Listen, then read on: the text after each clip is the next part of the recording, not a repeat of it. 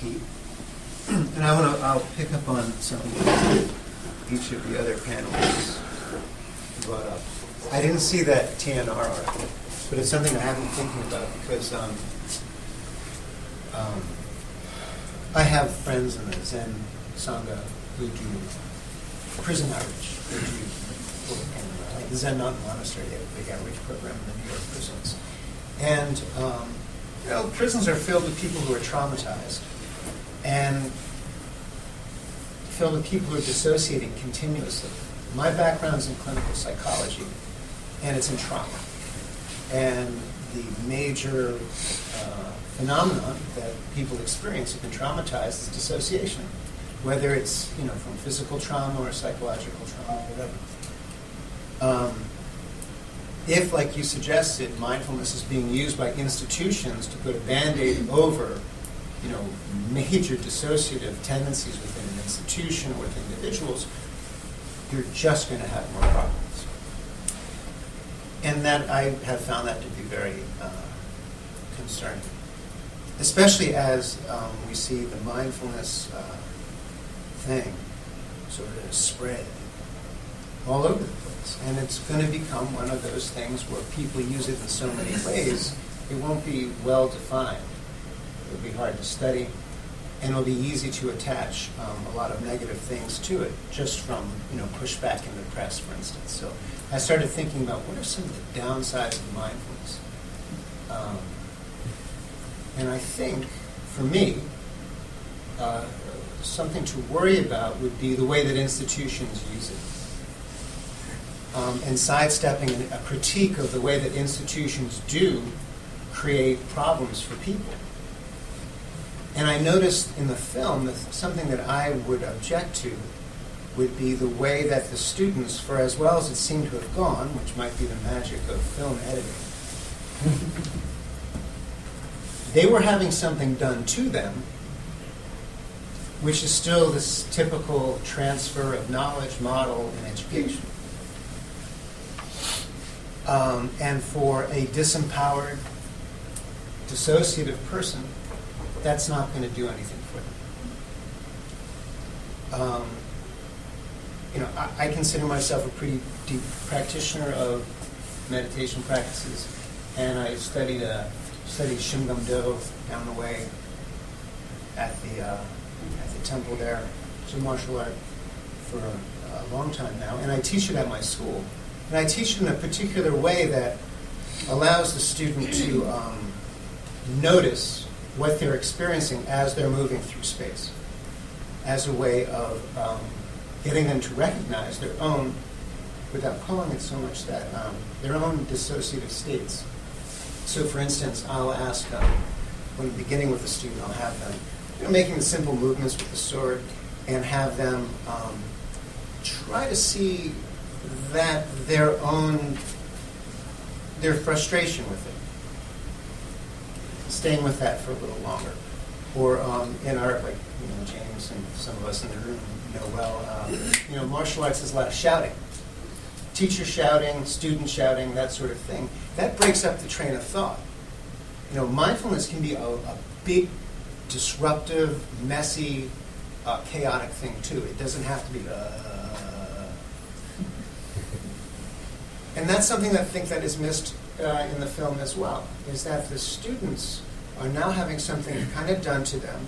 They're in this institutional framework where they have very minimal choice. The alternatives are not that attractive. They get sent out.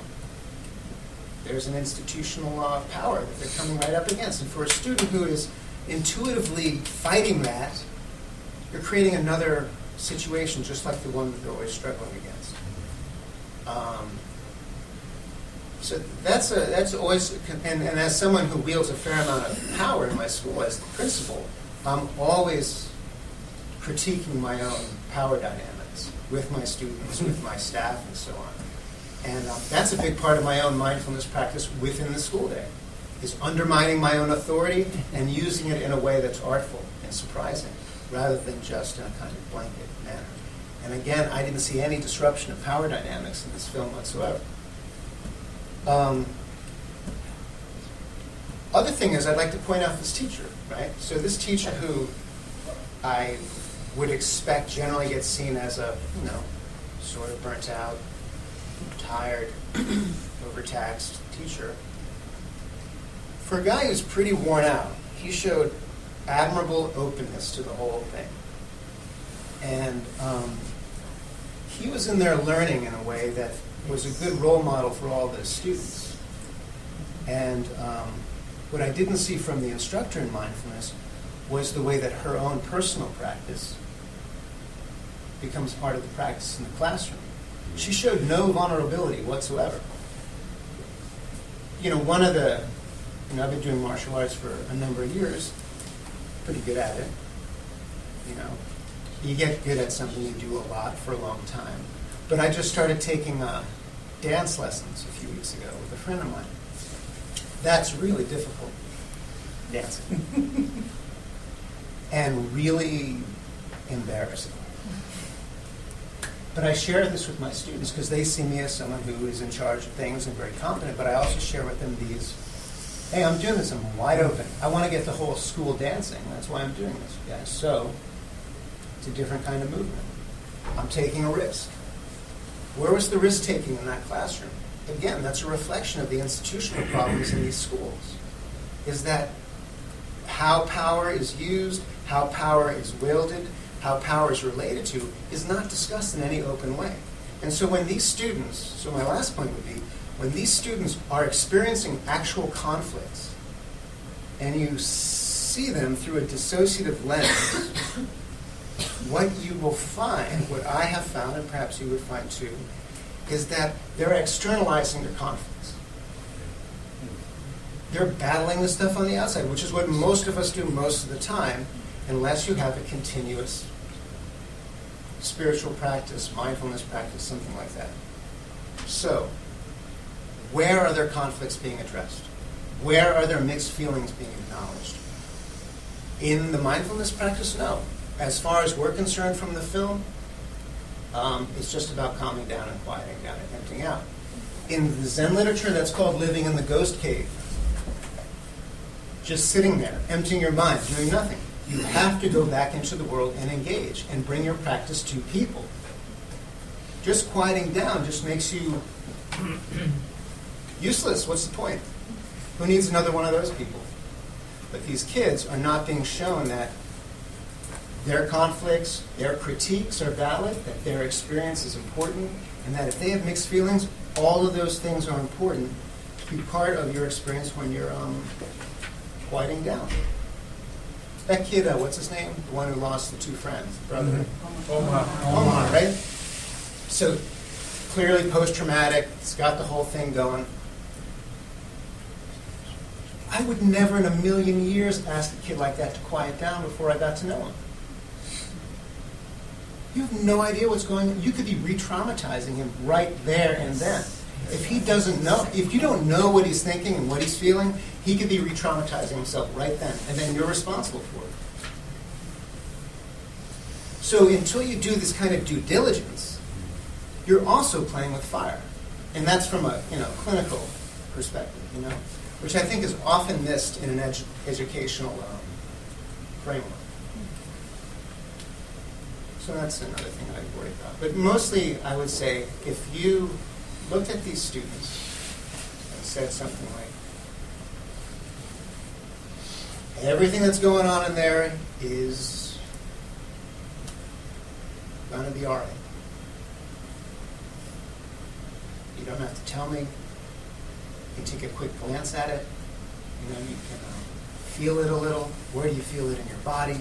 You can do things like that. But more importantly, I would start like any kind of person who works with trauma.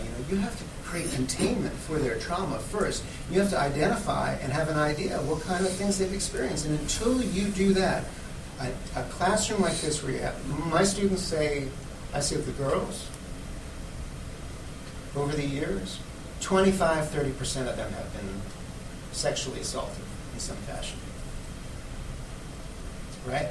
So if you don't know this, and you don't create some kind of exercise where they can contain these disruptive feelings, they're just going to go off and dissociate again.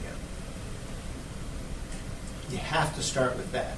Just like you have a client who's seen someone killed, you don't just start talking about what they saw. So these are all practices that I think that, of course, can't be included in a pithy little film, and that's not the point. But they raise very significant issues for how this practice, whatever it is, will be applied. And every one of these mistakes that I am offering a caveat about can hurt people. So I'm all for the mindfulness thing, but let's not pretend. I mean, this is a human affair. It has two edges. Nothing human is all good. So we need to be very careful before we apply this and think that, oh, it's no problem. There's no downside to this. There's going to be a downside because it's always going to be in a human context. So that's my warning.